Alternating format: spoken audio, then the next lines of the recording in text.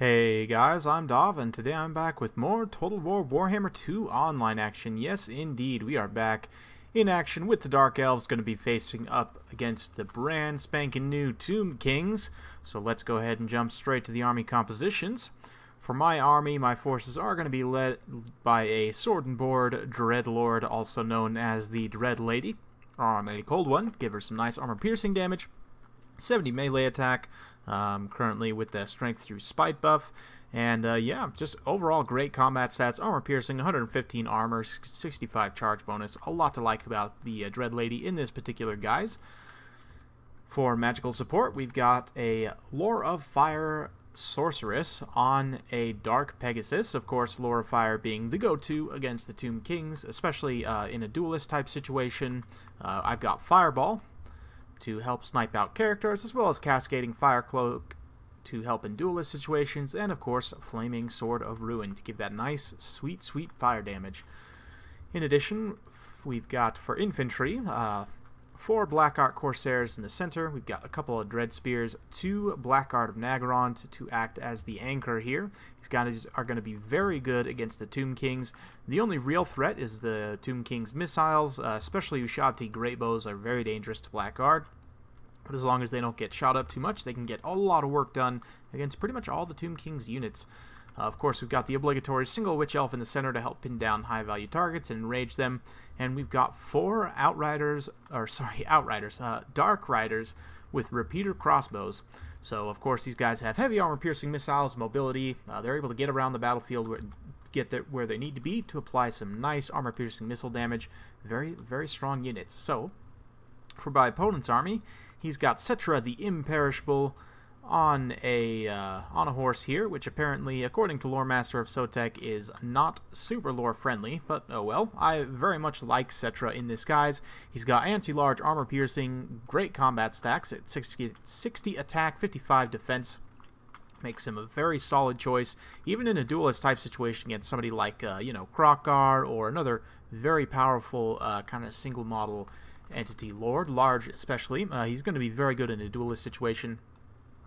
He's got a few cool abilities here. Looks like he's got the upgraded version of My Will Be Done, Undying Will, which gives a massive +5 attack, +5 defense in that area of effect. He's also brought a few spells here. Nero's Incantation of Protection for that 44% physical resistance. Once again, Flaming Sword of Ruin, going to be key for countering that, as it does give magic attacks. And he's got the Skull Storm, which is the Vortex spell, as well as the explosion that Settra can carry to help free him up from dangerous situations. No item on Settra, which is a little bit interesting. I personally am a huge fan of Settra's item because it gives him blind, which means when you hit someone, they'll be getting -27 melee defense, -26 melee attack. Makes Settra even more scary of a duelist, but hasn't been brought here, so let's see how it goes. Just trying to cut some costs. In terms of infantry for the Tomb Kings, we've got 4 Tomb Guards up the center. We've got a couple of Skeleton Spears out on the flanks. We've got 2 regular Ushabti, 2 Ushabti with Great Bows, and 2 Tomb Scorpions. So Tomb Scorpions is a really interesting unit. So let's go ahead and talk about some of these constructs, and just while we leave it in slow motion for just a minute, since these new units are relatively new, I do want to talk about a few things here. So we've got the Tomb Scorpion fittingly marching next to the Ushabti, and these are kind of similar units in terms of role, but they're very different in terms of mechanics and how you use them. They're only 100 points difference in cost, with Ushabti coming in at 900 and the Tomb Scorpion at 1,000. Ushabti obviously have 12 unit models, being monstrous infantry, whereas the Tomb Scorpion is a single model entity. They both have heavy armor piercing, anti-infantry damage, heavy armor at 100 armor. The main differences are obviously the single model entity versus monstrous infantry, as well as the Tomb Scorpion has Vanguard deployment and causes terror, making it an incredibly strong unit for the cost. 1,000 points for anti-infantry armor piercing, causes terror, 100 armor. I mean, this guy's going to be a nightmare for people like Greenskins to deal with. If you guys thought Doom Wheels were bad, just wait till you get the Tomb Scorpion spam foisted upon you. Very unfortunate. But thankfully I've got the tools to hopefully deal with them here with the armor-piercing missiles. The Ushabti are going to be a little bit better at surrounding targets, like single-model infantry lords, even they can be pressed into service a little bit better than the Tomb Scorpion against large armored targets as well. You know, if you get a good surround on, say, a Bastiladon, these guys will do a decent amount of damage in that situation, whereas the Tomb Scorpion, I think, might struggle a little bit more. I'm not 100% sure. I'd have to test that for myself, but it just seems like, from my anecdotal experience, it definitely seems that way. But personally, I think all things considered, I would much rather take the Tomb Scorpion. For 100 points more, you get that terror, as well as that, you know, the animations it has, which you'll see once we get into combat. It can kind of burrow underneath the ground. I'm sure you guys have seen it before. It's super cool looking, but personally, those two things make me want the Tomb Scorpion more than the Ushabti, but they're very similar units in terms of their role. So just going to be unloading right from the start. You saw me blast Settra with that fireball there from the Fire Sorcerer. She took a little bit of damage on the miscast, but no big deal. My opponent's getting a little bit ahead of himself with his constructs here. He definitely wants to wait and engage these constructs right on top of the Tomb Guard here. You can see he's not falling for the switch and going to be pulling away the Ushabti, not wanting to engage directly on those Tomb Guard, which is of course very smart.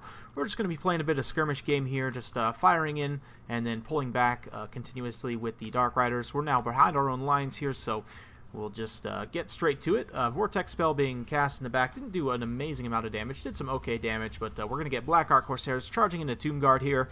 Honestly, Corsairs will trade pretty evenly for Tomb Guard, which is great for their cost, considering they're 100 points cheaper. We do have the Tomb Scorpion in here, though. You can see it's already taken quite a bit of damage from the Dark Riders with repeater crossbows here. So another Fireball being launched towards Settra as he's just kind of sitting here. It should be an easy target to hit.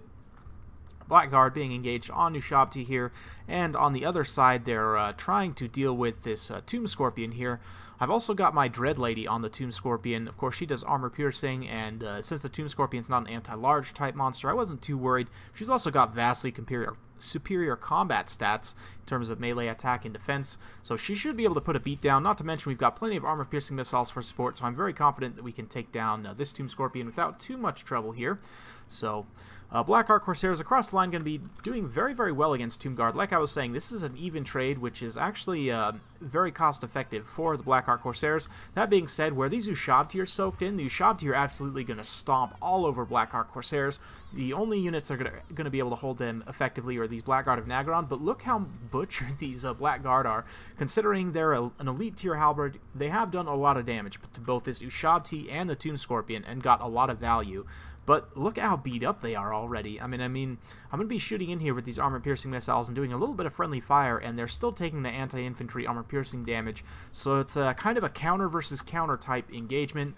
The Blackguard would typically win this, but whereas they're just surrounded and inundated by Tomb Guard, and they have these two monstrous units just pounding on them, it is going to be a win for the Tomb Kings in that certain situation. But we had brought down the Sorcerer Slower Fire, self-buffed with the Cascading Fire Cloak just to hold Settra in place. I knew that she was going to lose that engagement very, very badly. I just wanted to hold Settra in place momentarily while we brought the Dreadlord around.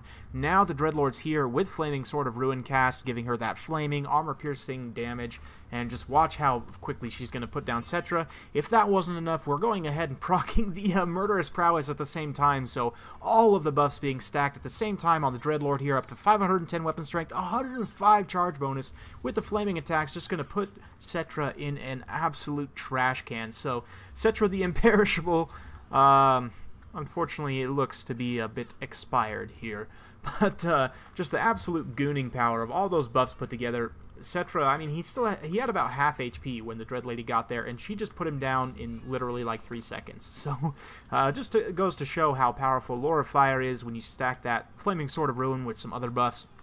You can goon Tomb King's characters super hard. And as a public service announcement, if you guys are going to be playing as Tomb Kings, watch for Flaming Sword of Ruin. If you see that little template pop up, if you see that flaming charge go off, you know, run the other direction, get the heck out of dodge. You know, you don't want to stay there and take that Flaming Sword of Ruin damage. So you can see the Dread Lady's going to be coming in here trying to help clean up these Ushabti. With the loss of leadership, a lot of the Tomb King's units, similar to the vampire counts, have very poor leadership, but they're going to start to crumble. The Realm of Souls is still going to keep them in the fight somewhat here, but the Dread Lady, you can see she's done a lot of damage here, but she's actually now starting to take quite a bit of damage from the Ushabti, and this is what I was talking about, the Ushabti's advantage over the Tomb Scorpion. They can deal with a Lord a lot better than the Tomb Scorpion can, because if you get 3 or 4 Ushabti all circle beating on a Lord, they can do a lot of damage. So we have brought in the Blackguard to help secure here after the Tomb Scorpion was killed off in the forest here. You can see its body still crackling over here, looking very, very cool. These Tomb Guard are crumbling, so the other Tomb Scorpion on the far side is crumbling as well. It's not long for this world, and only 59 HP actually, and dropping quickly, so it'll probably die before it even gets to combat over here.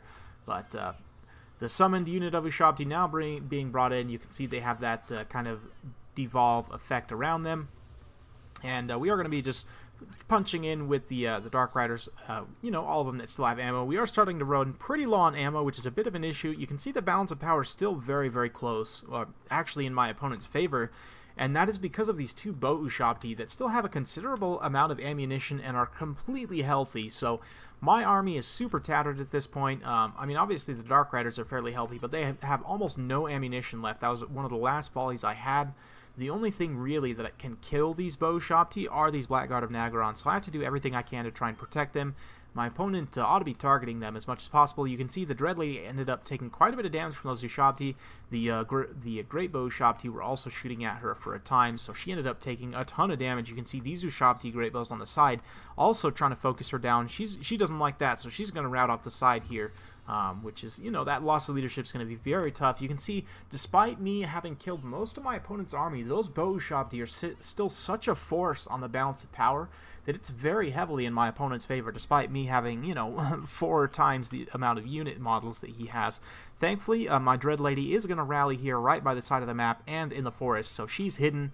My opponent probably thought she routed off, but thankfully she didn't die, she didn't rout off, she's still right here, and I'm going to be able to just keep her hidden right there while we try and clean up the rest of the battlefield. You can see my opponent doing exactly what he should, repositioning these Bow Ushabti, not wanting to get caught by the Blackguard of Nagaron here, while we just try and crumble the last of the chaff units. There are still some skeleton spearmen hanging around. Triple gold chevrons on these guys makes them hang around for quite a long time, and they are crumbling, but you know, it will take them some time to crumble. The Dark Riders are going to be the key here, because Ushabti are a lot faster than, you know, infantry that the Dark Elves can bring. Even the fastest infantry they can bring 44 speed on the Witch Elves still can't compete with the speed of the Ushabti. I mean, they are poisoned right now, so their speed is a little bit debuffed, or the Madness of Cain rather, but yeah, I mean, with that full 50 speed, they'd be able to run out of here pretty effectively, so I have to use these Dark Riders to just pin them in place while we bring in the Halberds and not allow these guys to shoot their Great Bows while the Halberds are running up. And we're starting to bring things back on the balance of power. You can see we're going to be dropping another Flaming Sword of Ruin here with these Blackguard of Nagaron moving in on the Ushabti, using their Halberds to bring down the final constructs here. And it is going to be a pretty rough day. Man, these Ushabti have such cool animations, though, huh? I love their, like, power pose that they always go back to. Very, very statuesque. And then when they die, their soul just kind of pops out, and then they just fall over. It's super cool looking. But, yeah, you can see these Ushabti, the leadership's just not there. They are starting to crumble. This other Ushabti is somehow not crumbling yet, but we are going to catch it from both sides with Dark Riders here, and the Blackguard of Nagaron, rather, are not far off. There's only 12 of them. But that's 12 angry Blackguard over in the distance. You can see we've also dropped a Cascading Fire Cloak just to give these Dark Riders a bit more melee defense, try and keep them in this fight a little bit longer here until these Halberds can arrive and clean up shop. So you can see them arriving to do so, having been called upon to finish off these constructs here. And yeah, at that, we're pretty much done now. We've brought the balance of power back in a wild swing back in my favor. I think it was a little bit fraudulent, and I do think the Bow Ushabti are maybe a little bit too powerful in terms of the balance of power. So I've had a few situations like this where they kind of hold out, and it definitely can be tricky, but we're able to bring down those that one unit of Ushabti, and my opponent admits defeat here, saying that I have even more Blackguard incoming. So very well played. It was a close game, super fun game, so well played to my opponent. I hope you guys enjoyed watching.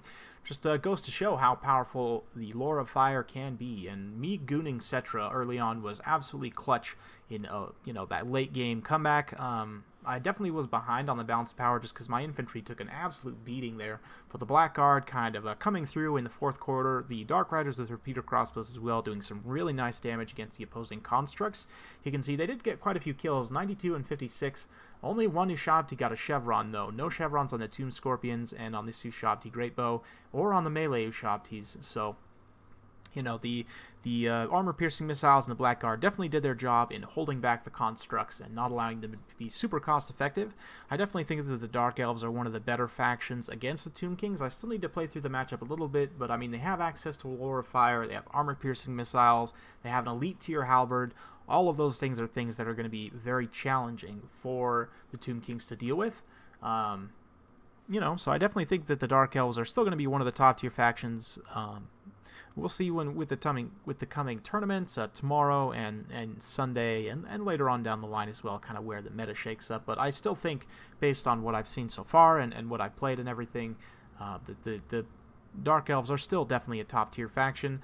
Tomb Kings, I'm not 100% sure on yet. They might be Tier 1 or Tier 2. I'm leaning more towards Tier 2 at this point, just because they do have a few matchups that are pretty rough, which is fine. I'm not super upset about them not being a Tier 1 faction.